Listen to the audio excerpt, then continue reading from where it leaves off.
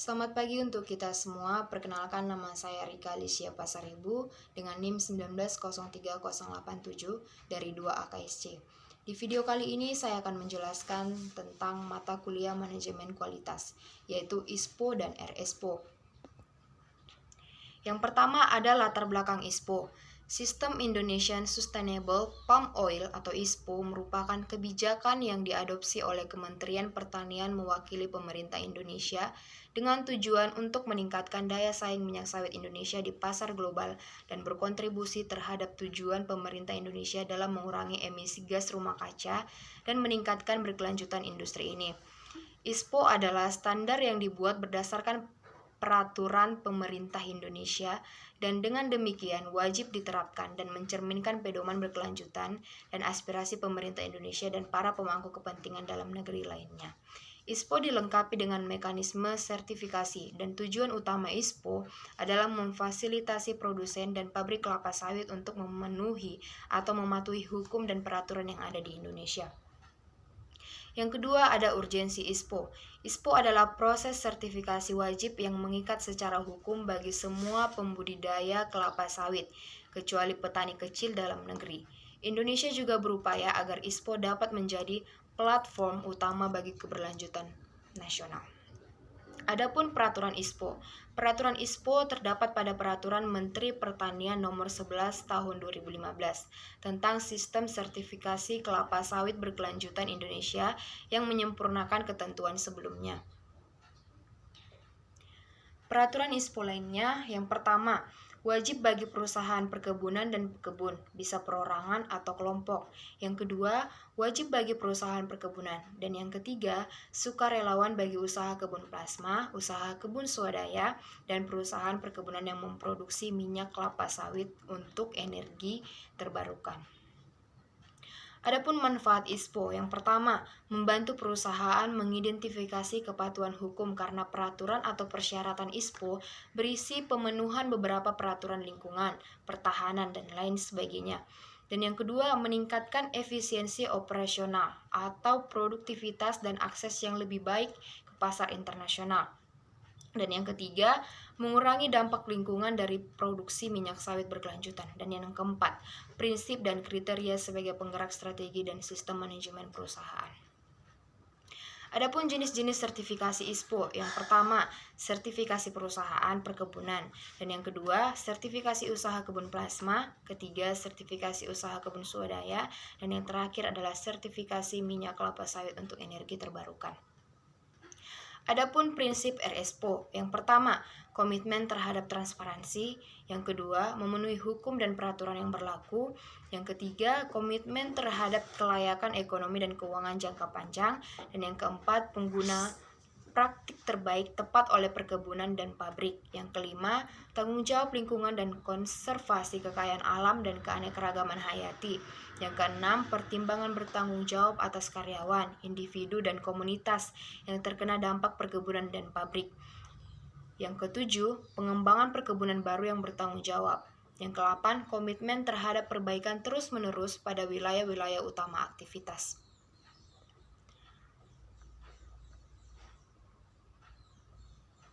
Adapun kriteria RSPO. Kriteria RSPO terdiri dari 39 kriteria yang berdasarkan setiap prinsip-prinsip RSPO seperti yang pertama, komitmen terhadap transparansi, yang kedua, mematuhi hukum dan peraturan yang berlaku, dan yang ketiga, komitmen terhadap kelayakan ekonomi dan keuangan jangka panjang.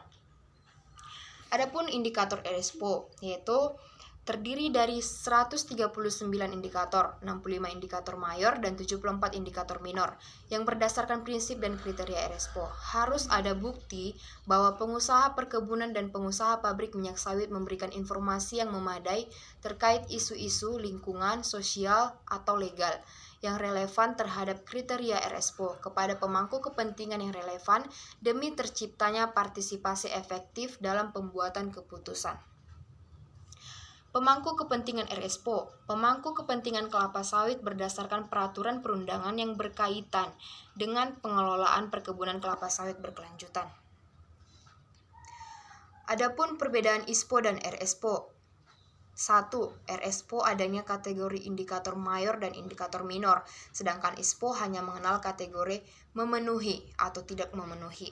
Yang kedua, pada RSPO tetap dapat diterbitkan sertifikat karena ketidaksesuaian adalah minor, sedangkan pada ISPO sertifikat tidak dapat diterbitkan karena semua kriteria wajib dipenuhi. Yang ketiga, terdapat 5 elemen pada ISPO yang tidak diatur pada RSPO, dan terdapat 8 elemen pada RSPO yang tidak terdapat atau tidak dipersyaratkan secara eksplisit pada persyaratan ISPO, walaupun bisa saja telah diatur dalam ketentuan perundangan, namun elemen ini tidak secara tersendiri dan eksplisit dipersyaratkan. Perbedaan ISPO dan RSPO lainnya. ISPO memiliki sifat mandatory atau wajib, sedangkan RSPO bersifat voluntary, sukarela. ISPO memiliki 7 prinsip, 41 kriteria, dan 126 indikator. Tidak ada indikator mayor dan minor. RSPO memiliki 8 prinsip, 39 kriteria, dan 139 indikator, 65 indikator mayor, dan 74 indikator minor. Ada prasyarat yakni penilaian usaha perkebunan, misalnya kelas 1, kelas 2, kelas 3, hanya yang dapat mengajukan permohonan sertifikasi. ISPO tidak ada prasyarat bagi perusahaan perkebunan kelapa sawit untuk sertifikasi RSPO. ISPO merupakan produk hukum pemerintah Republik Indonesia. RSPO merupakan tuntutan persyaratan yang diminta oleh pelanggan yang menggunakan produk minyak sawit. Apa itu? Yang kedua adalah materi tentang regresi linear ataupun analisis regresi. Apa itu analisis regresi? Analisis regresi dalam statistika adalah salah satu metode untuk menentukan hubungan sebab akibat antara satu variabel dengan variabel lainnya. Variabel penyebab disebut dengan bermacam-macam istilah: variabel penjelas, variabel eksplanatorik, variabel independen atau secara bebas, variabel X, karena seringkali digambarkan dalam grafik sebagai absis atau sumbu X. Variabel terkena akibat dikenal sebagai variabel yang dipengaruhi, variabel dependen, variabel terikat, atau variabel Y. Kedua variabel ini dapat merupakan variabel acak atau random, namun variabel yang dipengaruhi harus selalu variabel acak. Analisis regresi adalah salah satu analisis yang paling populer dan luas pemakaiannya. Analisis regresi dipakai secara luas untuk melakukan prediksi dan ramalan dengan penggunaan yang saling melengkapi dengan bidang pembelajaran mesin. Analisis ini juga digunakan untuk memahami variabel bebas, mana saja yang berhubungan dengan variabel terikat, dan untuk mengetahui bentuk-bentuk hubungan itu. Analisis regresi, hubungan antar peubah, fungsional atau deterministik. Y sama dengan Fx, misalnya Y sama dengan 10x.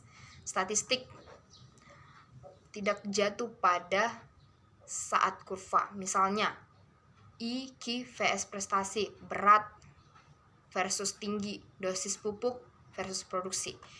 Ini adalah model regresi sederhana. Demikian dari penjelasan saya, kurang lebihnya saya memohon maaf.